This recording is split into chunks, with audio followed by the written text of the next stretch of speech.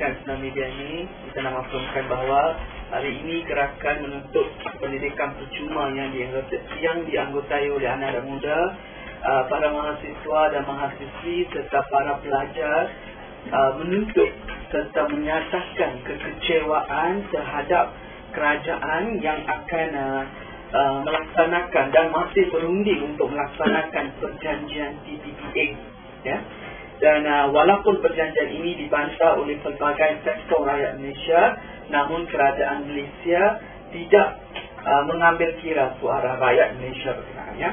Jadi rundingan yang akan dianggotai oleh 12 buah negara sebenarnya merupakan platform untuk menjaga kepentingan korporat, kepentingan kapitalis Amerika Syarikat yang berniat untuk menguasai sistem ekonomi di rantau Asia Pasifik semata-mata.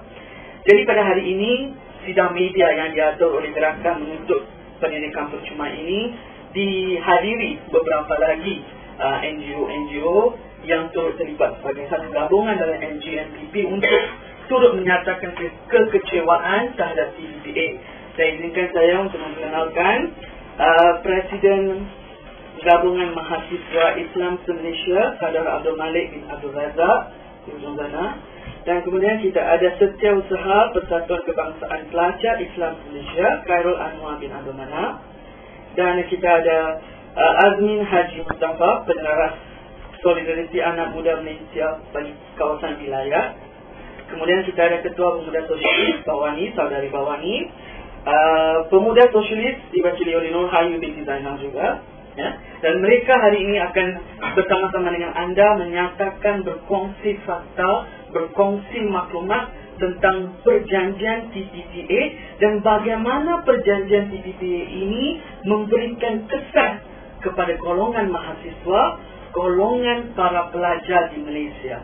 Jadi saya serahkan majlis sidang media ini kepada Saudari Bawani yang merupakan Ketua Pemuda Sosialis Parti Sosialis Malaysia. Silakan. Salam perjuangan. Terima kasih kepada Saudara Michael. Seperti yang kita tahu, TPPA ini adalah satu perjanjian penggandaan ekonomi di negara kita yang akan berlaku tidak lama lagi. Ini adalah satu perjanjian yang akan menggugat kedaulatan negara kita.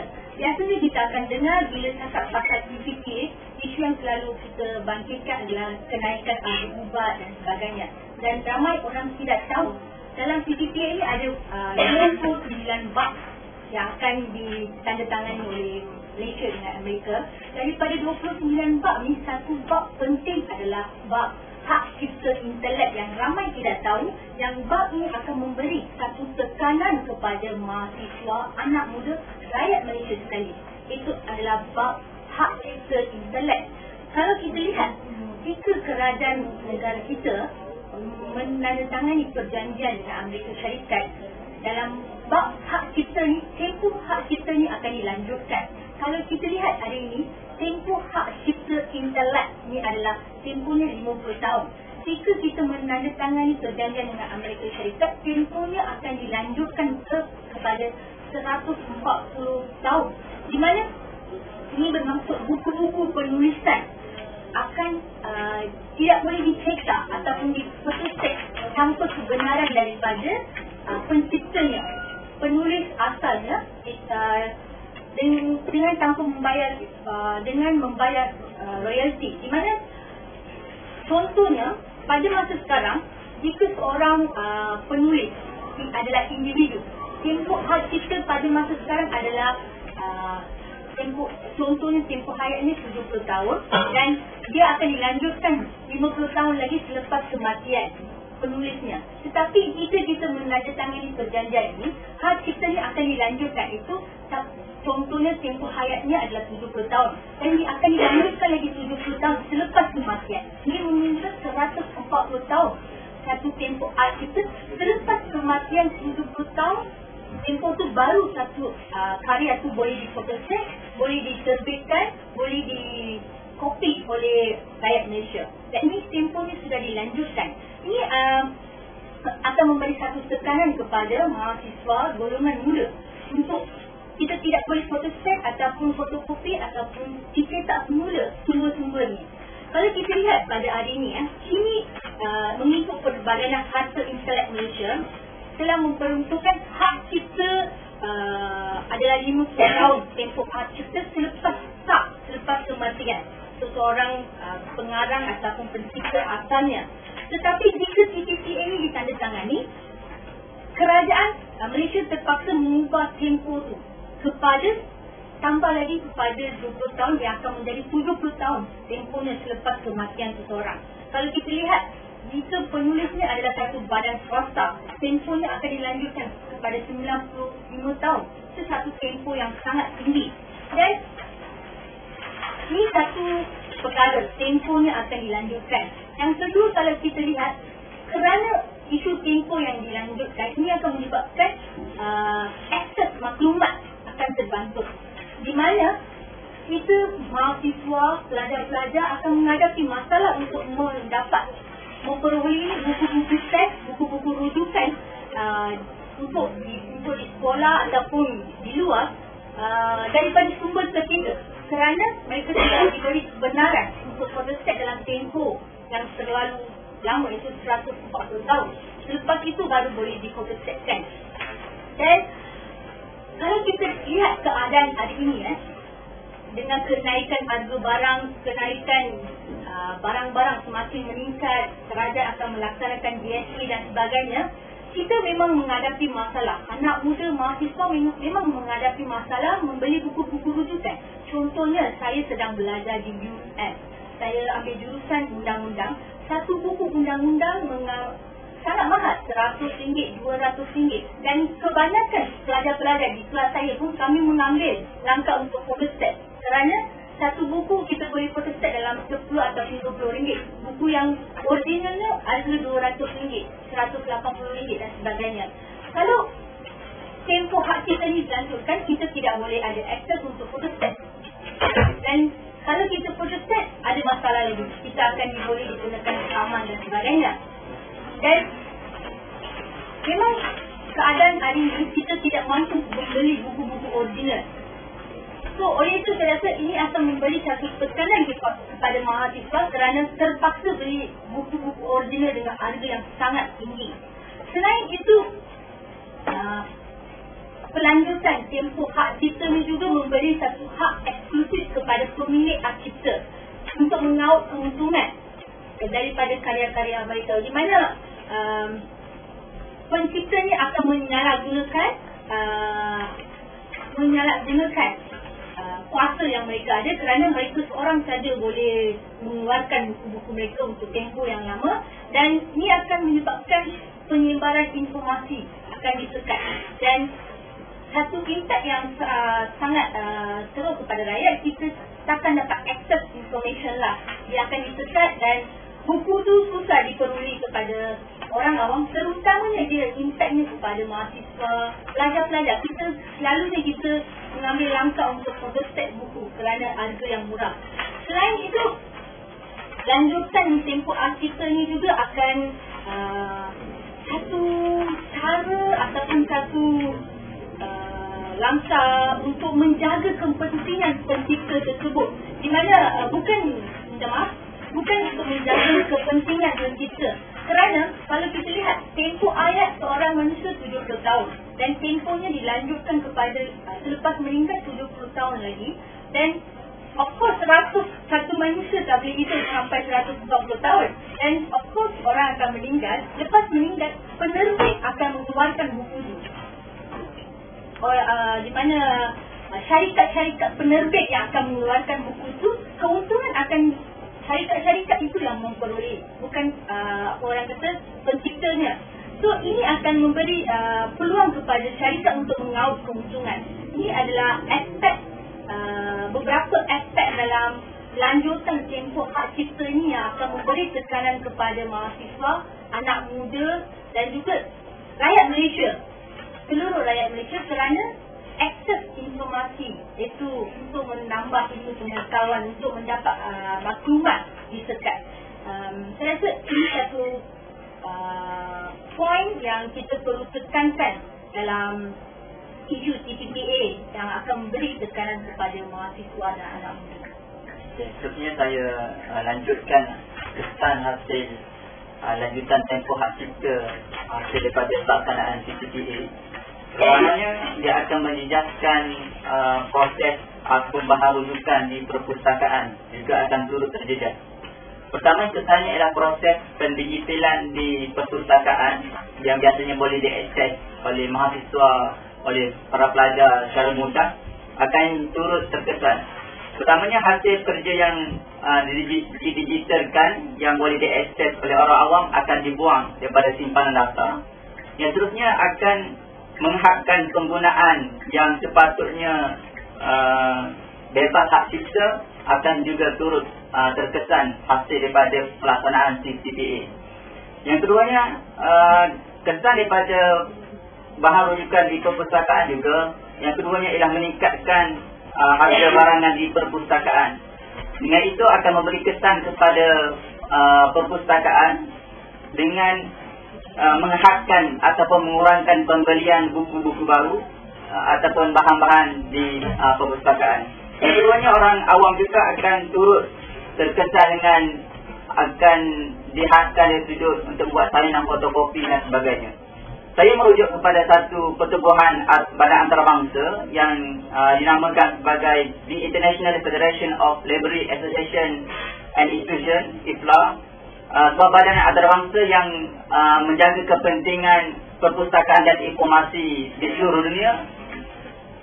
Perbadanan ini dengan jelas menyatakan bangkangan ataupun tidak bersetuju dengan perjanjian TPPA yang akan dijalankan. Mereka berpandangan bahawa walaupun hak pencipta karya masih boleh dijaga, walau bagaimanapun mereka membimbangi bahawa akan berlakunya rakyat tidak boleh mengakses maklumat secara terbuka tanpa tekatan.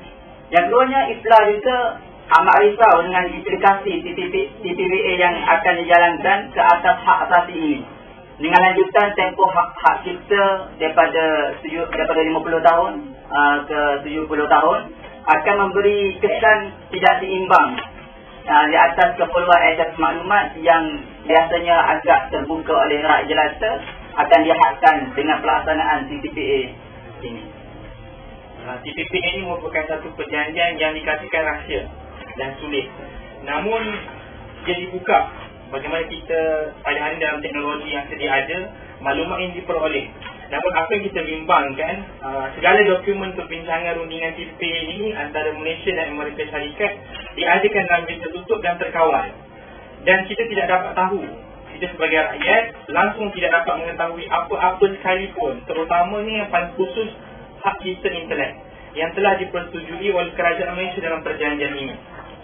Seterusnya, kami sebagai mahasiswa dan saya yakin dan percaya rakyat Malaysia sendiri hanya menerima maklumat melalui beberapa teks yang dibocorkan daripada rundingan ini, di mana ianya jelas menyatakan hasrat Amerika Syarikat menuntut lanjutan tempoh hak cipta seperti yang disebut oleh saudari Bawani dan juga saudara Malik sebentar tadi. Dan kita yakin dengan menandatangani perjanjian ini, maka syarikat-syarikat penerbit akan diberikan lebih kuasa untuk menyaman sesiapa sahaja yang membuat salinan fotokopi, membuat naik dalam internet atau membuat salinan dalam apa jua cara sekalipun sesuatu buku atau hasil karya tanpa kebenaran penerbit hak cipta terpelihara tersebut. Perjanjian TPPA ini juga boleh diperluaskan untuk menghalang kemasukan buku-buku dari negara ketiga seperti Malaysia sendiri, iaitu suatu buku yang ditulis dan diterbitkan di Amerika tidak juga boleh diimport jika ianya dicetak semula di Vietnam misalnya. Jadi kita amat yakin TPPA ini akan memandulkan nilai intelek dalam masyarakat Malaysia. Dan yang seperti kita sedia maklum, intelektual ini ataupun budaya ilmu ini satu benda yang penting, satu perkara yang penting dalam peradaban kehidupan manusia. Jadi kita harap perjanjian ini dapat diputuskan dan dapat ditutup perjanjian TPPA ini dengan keadaan yang segera.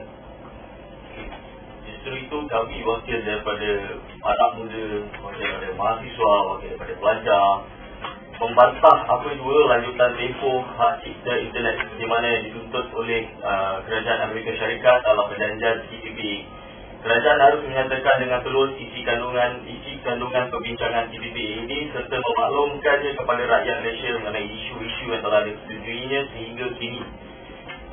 Kini rundingan TPPA dipercayai pada tahap terakhir dan rundingan seterusnya akan berlangsung di Singapura pada 21 Februari 2014. TPPA dijangka akan dimeterai apabila Presiden Barack Obama akan melawat Asia pada bulan April ini.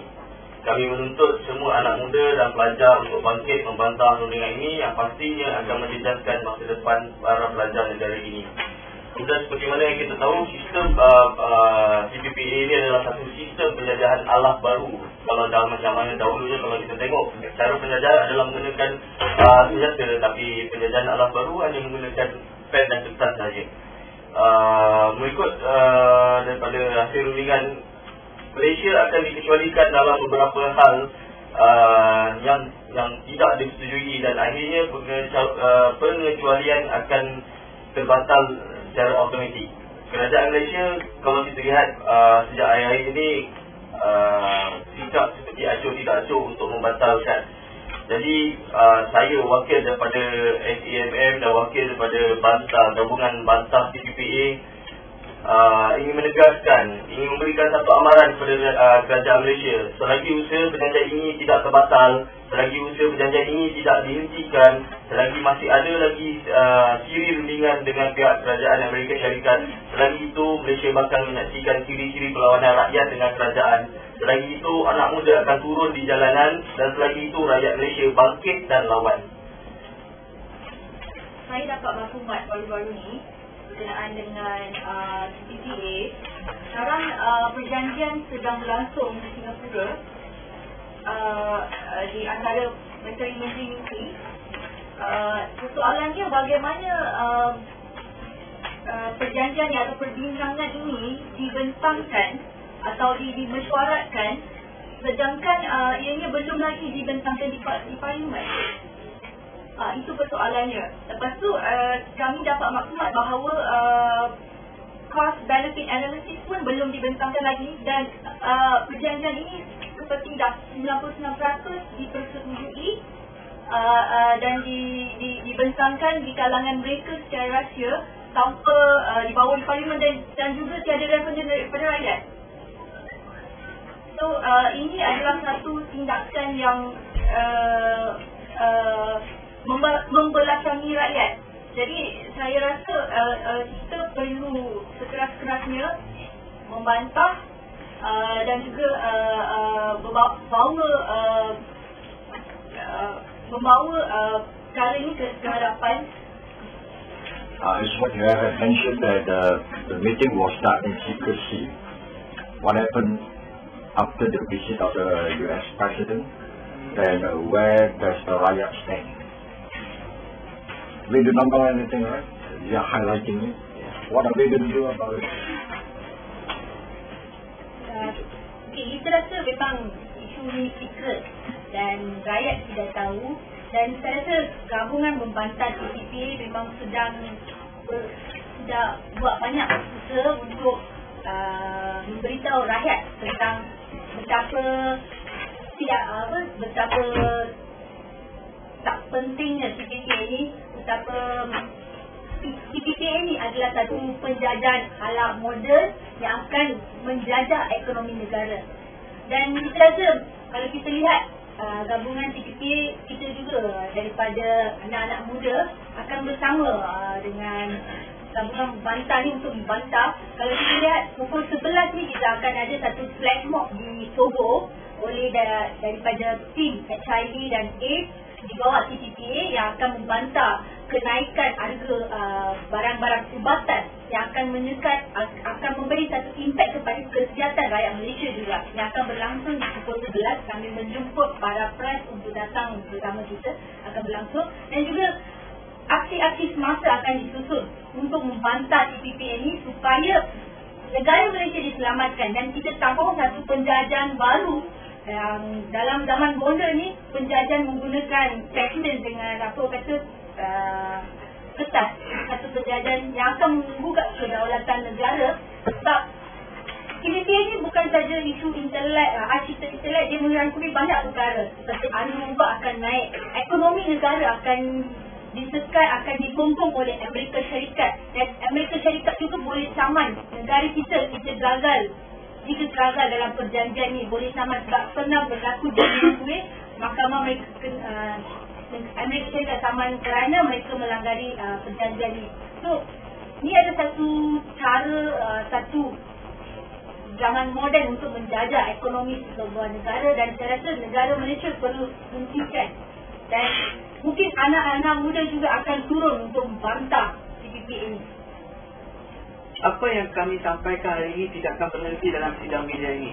Bermakna selepas ini kita akan adakan beberapa siri proses, kita akan adakan beberapa siri bantahan untuk menunjukkan suara anak muda yang bersatu untuk menentang TPPA. Kita menentang TPPA bukan saja kerana nyata TPPA itu memberikan impak kepada anak muda, tapi kita menentang TPPA kerana impaknya kepada rakyat Malaysia khususnya. Jadi apa yang kita sampaikan ini tidak akan berhenti di sini. Sebaliknya kita akan teruskan dengan siri bantahan, siri proses, dan ini akan berterusan sebelum dan selepas lawatan Barack Obama nanti. Dan kita rasa dalam bulan Mac atau April akan ada satu protes yang besar untuk bantah PPP. Dan saya tambah sikit, mewakili PKM, mahasiswa, dan kita yakin dan percaya sebab sebelum ni juga kita memang terlibat dengan perbincangan TPPA ini bersama-sama dengan Majlis Tindakan Ekonomi Malaysia. Yang saya fikirkan masing-masing dah tahu bagaimana kita proses mengadakan pertemuan dengan menteri dan sebagainya. Namun menteri tidak memberikan kata putus ataupun tidak mematuhi ataupun janji-janji yang diberikan supaya TPP ini dibatalkan dan sebagainya, tapi tetap diteruskan. Jadi pada hari ini saya ingat gabungan mahasiswa pada hari ini kita bersama-sama untuk kita, selain kita membantah dari segi demonstrasi, kita bantah dari segi turun perjalanan dan proses, saya ingat kita juga perlu untuk memberikan pendidikan ataupun maklumat kepada semua rakyat Malaysia supaya masing-masing mengetahui apa itu TPPA dan apa itu keburukan-keburukan TPP kepada rakyat Malaysia itu sendiri. Bukan hanya untuk mahasiswa, tetapi untuk rakyat, untuk kesejahteraan dan untuk pembangunan negara kita juga. Jadi perlu kita sebarkan maklumat berkaitan TPP ini ke seluruh negara. Jadi saya ingat kita juga boleh untuk turun ke seluruh negara untuk kita memberikan pendidikan TPP ini, apa kesan-kesan TPP kepada rakyat Malaysia itu sendiri.